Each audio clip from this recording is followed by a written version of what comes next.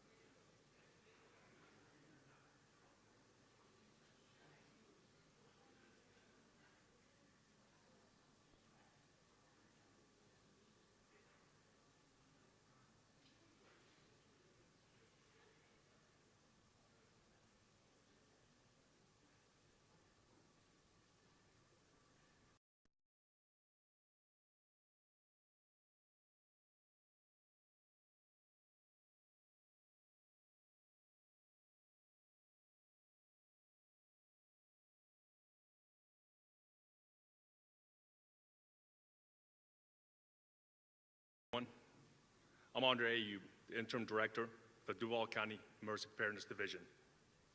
I would like to welcome you to the Mayor's 2023 Joint SEPPC and Stakeholder Meeting for Hurricane Preparedness. We have some great speakers planned for you today and a breakout session with opportunities to meet individuals from other agencies and to ask questions. I look forward to working with each of you this year. With that, I'd like to introduce the Chief Administrative Officer for the City of Jacksonville, Brian Hughes.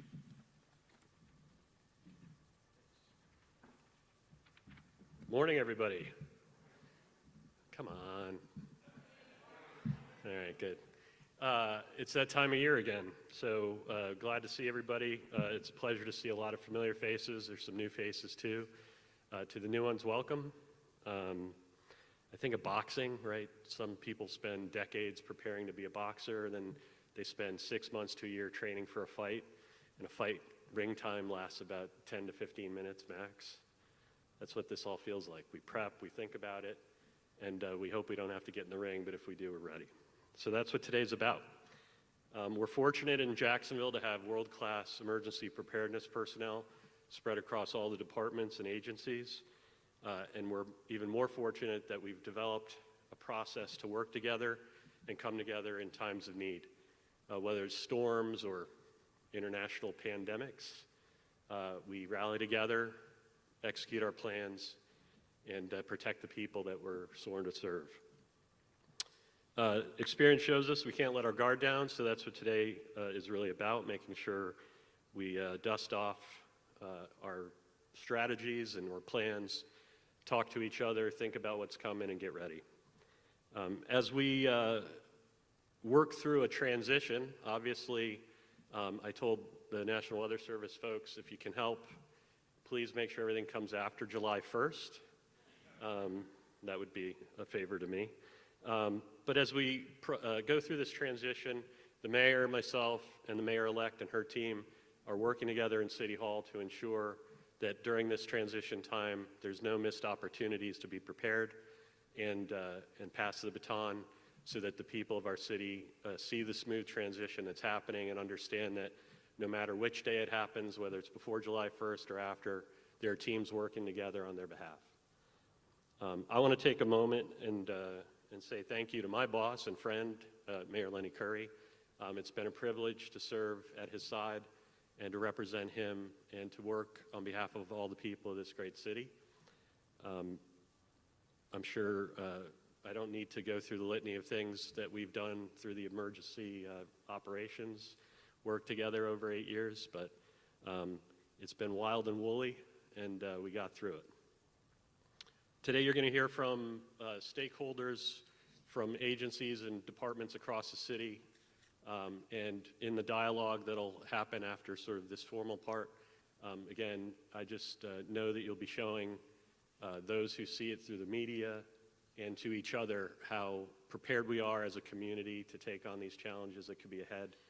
And it's been a privilege to work with each of you, and I thank you very much for your attention today, and let's get it started.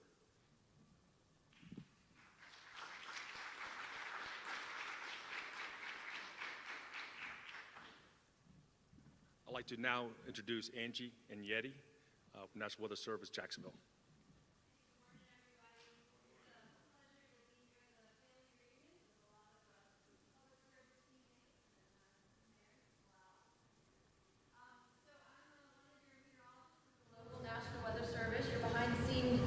Weather folks here to give you kind of a briefing of what we're looking at in terms of this tropical season, as well as review some tools and some messaging tricks with some of the tropical products that will be available to us. Okay, so let's do a quick little recap here of what we saw in 2022. It'll be a little tricky for y'all to see, but basically we had about 14 named storms out there in the Atlantic Basin. That includes tropical storms and hurricanes, but we had our main two. Oh, okay. All right, there we go. Oh. All right, we had two of them that really impacted the Florida Peninsula, including portions of our area, and that would have been Ian and Nicole. So here's a little bit of a recap here of Duval County impacts that we experienced from Ian. I have highlighted on there our peak recorded wind gust, which was at Mayport with Ian. Technically, tropical storm conditions across us with that sustained 46-mile-an-hour wind. We did have gusts in the low 60s across the area, but much of that was confined to the immediate coast as well as portions of the St. Johns River Basin. In terms of storm surge, the Buckman Bridge, the St. Johns River Basin with Ian actually had some of the higher values that we saw, up to around 3 feet above normally dry ground, and very minimal rainfall impacts and no tornado impacts. The recap for Nicole for the county, again, tropical storm conditions. The highest wind speed was 45 miles an hour. Again, confined over to Mayport, the immediate coast there. Buckman Bridge, a little bit higher of a storm surge, about 3.8 feet. And that is actually the 4th highest on record. So the St. Johns River Basin continued to surge despite just tropical storm conditions. And that's a terminology we need to be careful about. It's just a tropical storm because we can still have significant impacts regardless of the category of these systems. So moving forward, the official outlooks are posted here.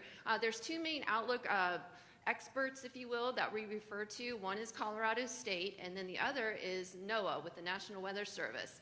The Colorado State and the NOAA outlooks are calling for a near normal season in terms of named tropical systems in the Atlantic Basin. That's around 14 or so. The right column there is climatology. In terms of hurricanes, again, near normal, 5 to 9, the official outlook from NOAA. And major hurricanes, that's the category 3 or higher, about 1 to 4. So when we prepare these outlooks, there's mainly 3 things that we consider in terms of looking at if it could be an above normal season. The first is we look for warm ocean water. That's kind of like the juice, the fuel that these systems thrive off of, and the tropical Atlantic's very warm. The other thing we look for to see if there's an active African monsoon. And basically what that means is if we have a lot of areas of thunderstorms that move offshore of the African coast. And that looks like another check mark. We're going to have a lot of those systems this upcoming season. Those systems basically can be like the seedlings for tropical cyclone activity to develop in the Atlantic as they move westward towards us. The other ingredient that we look for is to see if we're in an El Nino or a La Nina. And this is the one ingredient that's not looking so favorable. We have the warm ocean waters, we have the active African monsoon, but we are expecting El Nino conditions to have really active tropical cyclone activity in the Atlantic. Typically we look for La Nina. So the fact that we're going into an El Nino is what really kind of drove the outlooks down into that near normal range instead of above normal. So knowing that, what I did here is on these graphics is I looked at a climatology, and this is basically the circle that you see there is a 100-mile radius centered across out from Jacksonville. And so if we go back and look at La Nina years, El Nino years, and then years where we're not in El Nino or La Nina, where it's neutral conditions, we have the tropical cyclone tracks and how close they tracked to our local area. So in La Nina years, 29, okay, on average. This database goes back to 1851. In neutral years, not La Nina, not El Nino, 52. That's where we have actually the most closest approaches of tropical systems. In El Nino years, 22 tropical cyclones. So if we compare that to 29 in La Nina, it's not that much of a difference. And so this is really important for us to remember that, okay, this is the outlook, but we don't, as we go out into the communities, ever want to have folks base their preparedness actions, which need to begin now, on these outlooks, okay? Because these are just general outlooks. We can still have active tropical cyclone activity in our area, even with that El Nino expected into the fall. Here's some kind of testaments to that cautionary note there. It only takes one storm for it to be a bad year. And if we look back in history, 1989, Hugo, a bullet right into the Carolinas there. That was a La Nina year. Other years that were El Nino, 2004, a very active year for us here locally. Jean, Francis, Charlie to the south. And then in 1992, that was an El Nino year. Typically the below normal activity years, but we had the one bullet, which is Andrew, across South Florida. So just remember, it only takes one storm for it to be a bad year for a local community. So some of the tools, and this is actually a current graphic right now, some of the tools that are available to help us monitor for tropical cyclone activity. The first go-to resource is called the Tropical Weather Outlook. What's new this year, this is a product issued by the National Hurricane Center, and what it's used for is targeting areas of potential tropical cyclone development out through 7 days. It used to only go out through 5 days, so this year it's out to 7 days. And this is the current one from this morning, and what do you see? Targeted across our area, right? It's technically not a tropical system.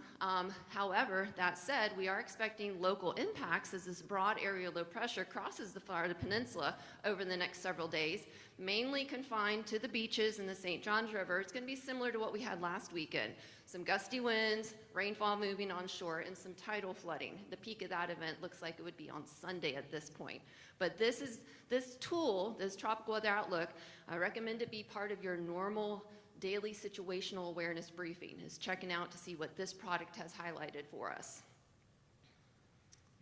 Okay, so when we talk about tropical cyclone hazards that impact our local area, this timeline, this is meant to be kind of like a timeline when we ramp up. You know, we start seeing marine impacts, the increasing surf, the increasing rip current risk, 5 to 7 days out at times from a potential local impact. Tornadoes forming in outer rain bands, a couple days possibly out away from an incoming tropical cyclone. And then, of course, the wind threat, the surge threat, the flooding rain threat, and then, as we all know here, the extended duration of the river flooding after the system is even past us. So we here locally get the entire smorgasbord of tropical cyclone impacts. These are the impacts that we refer to from a passing tropical system. So how does the Weather Service work with the National Hurricane Center?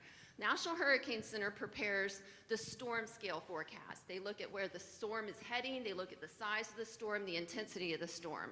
And then our job at the local level is to downscale that forecast. So let's say we have a storm moving offshore. Our job is to say, okay, team, based on this forecast track, the size of the storm, here's the storm surge footprint that we're looking at for our local area. Here's where the greatest rainfall threat is here for our local area. So we take their overarching storm forecast and downscale it so we can prepare for local impacts.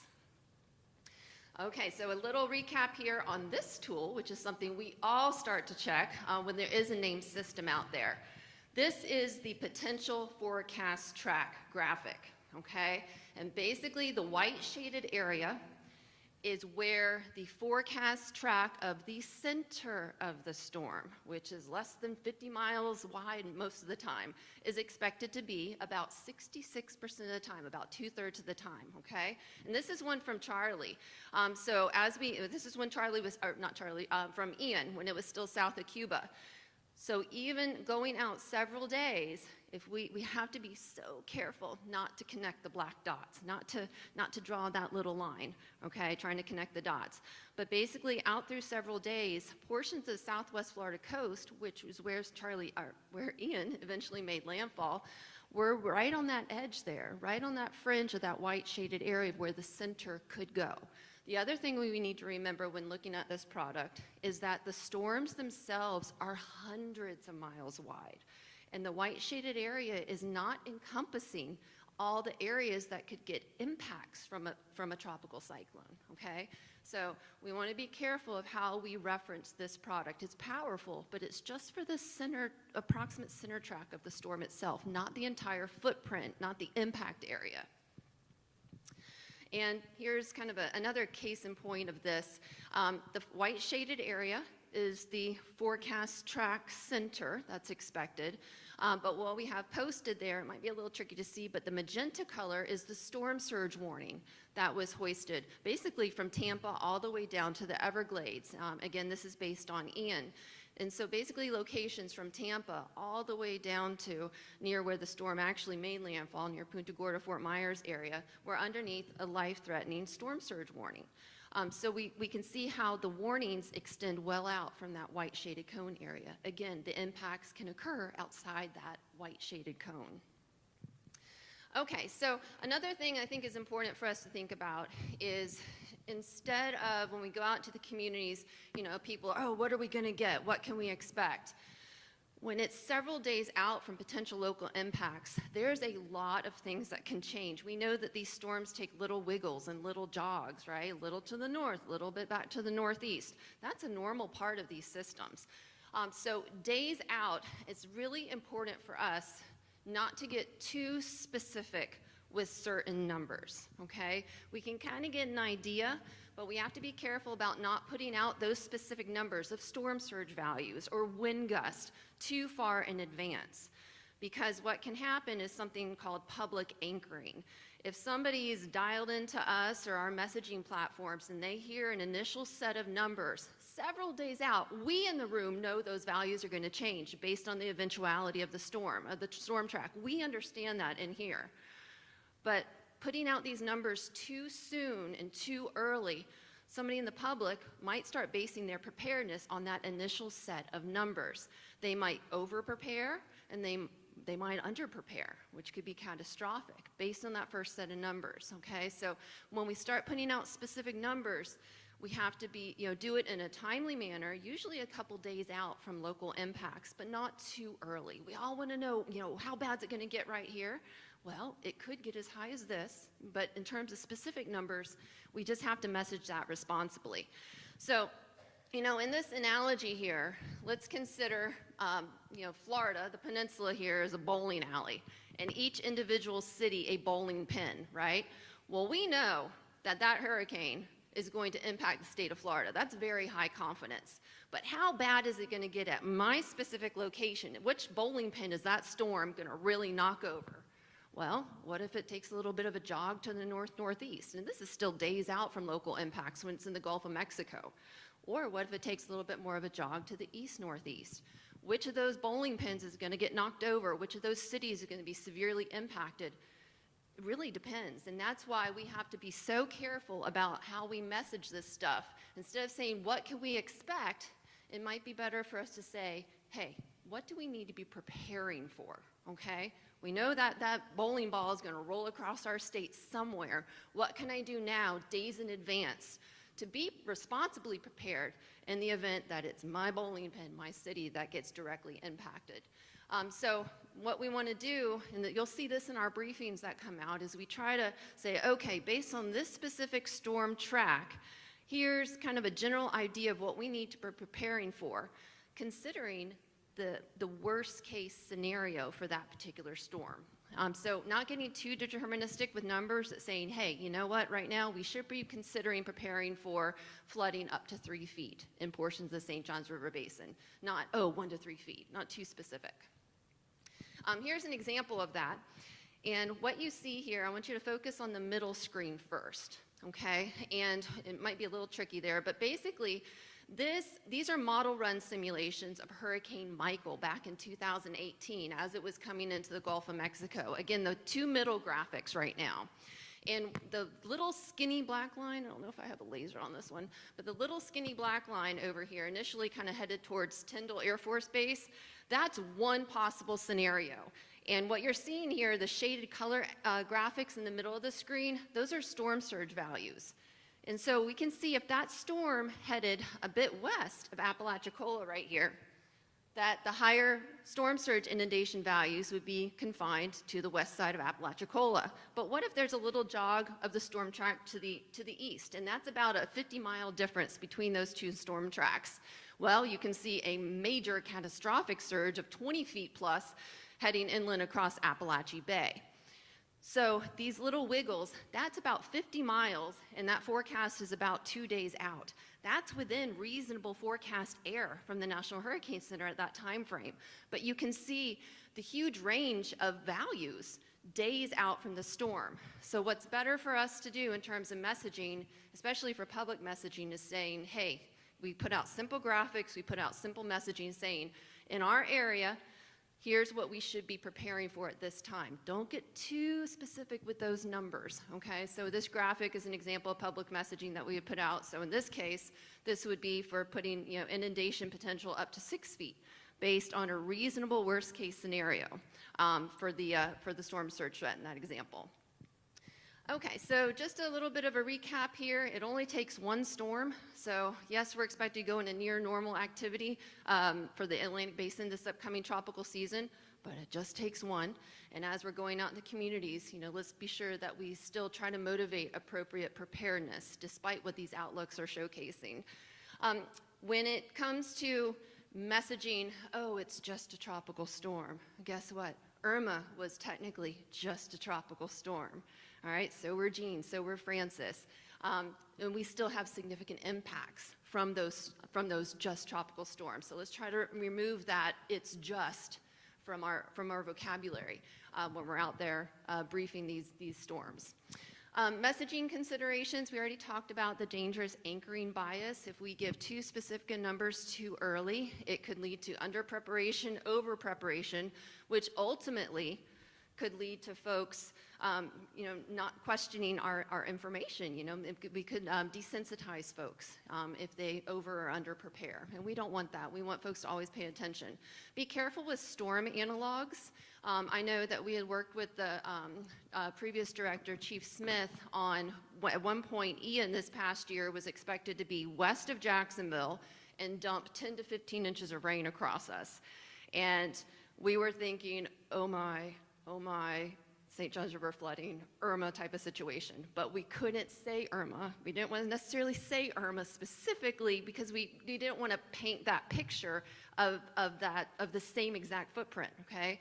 So what we did is we worked with the team and we came up with a message. This is about three days out, I believe, from local impacts, possibly from Ian.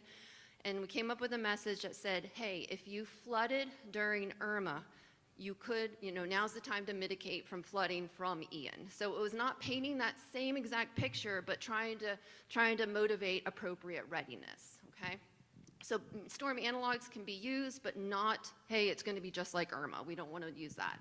And then the other thing is to reserve high impact messaging when the threat is big. So not every storm is going to be epic. River flooding in Irma was epic. That was historical, but not every storm is going to be like that. So reserve that kind of language when we really want to dial in that message. And then finally, as we head into tropical season and things start spinning up out there, choose your forecast source wisely. So be cautious of social meteorologists. Everybody in their grandmother's basement in Minnesota somehow becomes a tropical expert and posts their opinions on social media platforms. So just be cautious and choose a trusted source. Hurricane Center, National Weather Service, and I know your Jack's Ready team pushes out that unified messaging as well. With that, we're here to support you and your teams in your critical decision making all months of the year, but especially during tropical operations. So appreciate all of you and your service, and we're always here to support you and your teams.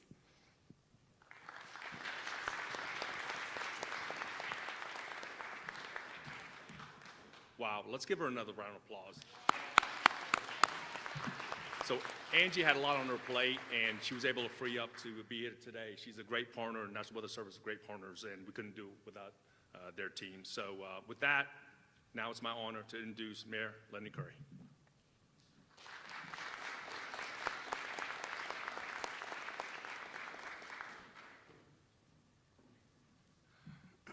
Good morning, everybody. So it's been 8 years, and we spent way more time in Emergency Operations Center than I would have liked to or would have ever imagined. But we got through it, so I just want to take a minute to thank everybody. Public Works, National Weather Service, Angie, thank you. You've been such a tremendous asset. All our first responders, the nonprofits that come in after the event happens, the mayors of the surrounding cities, the people that helped me make the decisions, my CAO, Brian Hughes, Charles Moreland, and others that have been in those rooms. I remember the first time I went to the Emergency Operations Center. It was in 2015, just after I was elected, and we were doing a practice run-through in the event we get in a crisis. And the room was full of all of you and others. It was a bit overwhelming. And I sat down, and the room was really quiet. And I leaned to the person next to me, and I said, "What's going on?" He said, "Everybody's waiting for you. This is your deal." and it was helpful. A lot of big decisions have been made over the years. We dealt with Matthew, where we had beach flooding, and then we had to quickly reopen the beaches in a safe way. We had Irma. Gosh, I remember having to ask people, if you're trapped and you see flooding, to hang a white flag or something on your front porch so our search and rescue teams can get you. Ian, and then obviously we worked through COVID together. So I'll just close by saying it has been an honor to serve with each of you the last 8 years in the best interest of the people of Jacksonville. And what I'm going to treasure the most is the relationships that I've built with you and the time we spent together, particularly in times of crisis. Everybody performed at top level, so thank you. With that, I will now introduce Mayor-elect Donna Deegan.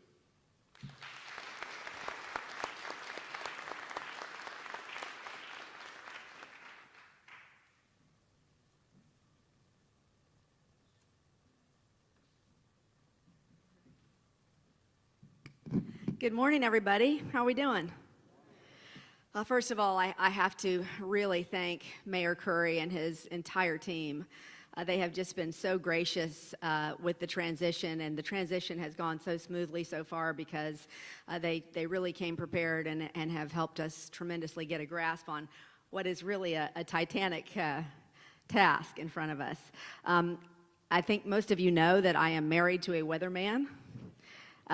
So I probably have more useless weather facts in my head than I could ever use in my entire life. But my go-to every time we're on a long training run is to wait till we're about mile 20 and ask him a hurricane question. And that way he goes off for 30 minutes and I don't have to talk.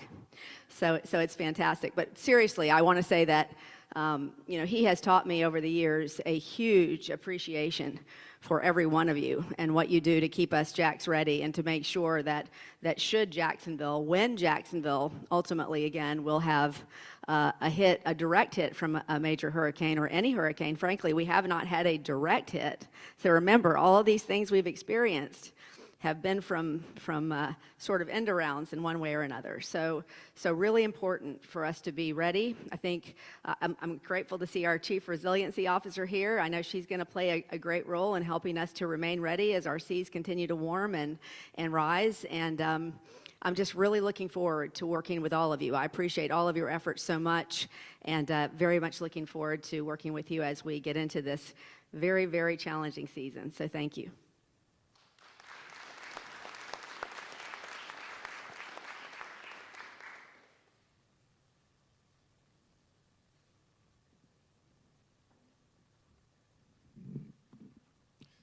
Every agency in Jacksonville plays a key role in keeping us safe during emergencies.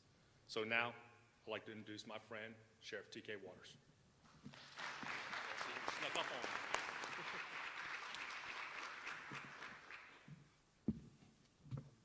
Good morning, everybody. Thank you for allowing me to come and discuss this very important topic. I believe it clearly highlights, you just look in this room, it clearly highlights our collective commitment to things like this, COVID, hurricane season. It's amazing in the work that we do together. And while hurricane season is officially upon us, emergency preparedness is something that we practice at the JSO every single day. We are fortunate to have many great partners and leaders in the room who understand that effective emergency response cannot be accomplished by a single agency alone.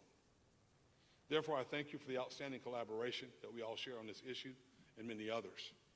Leading up to hurricane season, I want to tell you about some things that we do internally to make sure we're prepared. Always updating our emergency recall list. You know, the sheriff's office is always changing. It's always moving, a lot of different folks and a lot of different pieces. So we're always updating those lists. Pushing out hurricane preparedness memo to the entire agency. Our incident management team rosters are constantly updated, and our IMTs, or incident management teams, are trained periodically. Members are encouraged to prepare their own families for tropical weather and to have adequate supplies on hand. So I don't know if many know this, but when an officer comes to work during a storm situation, a lot of times they don't go home until we have safety. Sometimes they even have to end up spending the night in places to where they can make sure we can get out and respond very quickly. Our emergency preparedness unit maintains JSO equipment year-round to be used and deployed as necessary. Externally, we maintain regular relationships and communications with the Emergency Preparedness Division, JFRD, and Keith, our beaches police officers and mayors, our Duval County School Board Police, Public Works, and FHP, as well as the great partners at JEA and JTA. We frequently work with our community partners during special events that we have in this city. And our teams know each other and work intimately all year round, not just during our hurricane seasons. Our Special Events Division has solid communications with our beaches partners, as I've said before, and have worked together many times in the past. We also recently participated in an ERAT, or Emergency Road Access Team, meeting with stakeholders all over Northeast Florida to ensure readiness for these missions. Much of our incident management team has been placed for several years, and we have forged solid relationships and partnerships in Northeast Florida. These relationships allow us to provide the best possible service to our community when they will need us the most. In closing, thank you again for the collective efforts as we prepare to keep our citizens safe and to keep Jacksonville in a safe position. Thank you very much.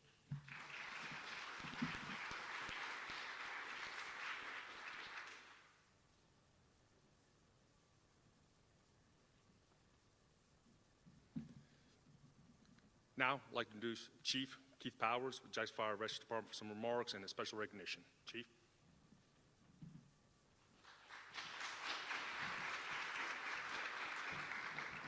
Well, good morning. Good to see you all again in a setting where we're not under a lot of